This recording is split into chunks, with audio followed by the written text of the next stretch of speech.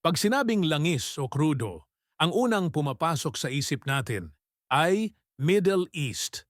Pero ito ang nakakagulat. Ang number one producer ng langis sa buong mundo ay ang United States.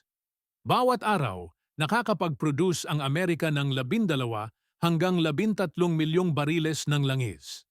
Mas marami kaysa Saudi Arabia o Russia. Lahat yan nagsimula dahil sa tinatawag nilang shale oil. Langis na nakatago sa mga bato, na dati imposibleng maabot pero nakuha nila gamit ang mga bagong teknolohiya. Noong 2010, naimbento ng mga kumpanya sa Amerika ang paraan ng pag-drill pahiga sa ilalim ng lupa. Tinatawag itong hydraulic fracturing o fracking.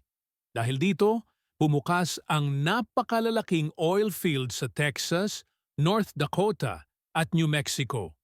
At sa loob lang ng ilang taon, ang bansang dating umaangkat ng langis, ngayon ay nag-e-export na sa iba. Pero ito yung twist. Ang Middle East pa rin ang may pinakamalalaking oil reserves, yung mga langis na nasa ilalim pa ng lupa. Kaya kahit number one sa production ang US, hawak pa rin ng Middle East ang malaking bahagi ng supply sa mundo.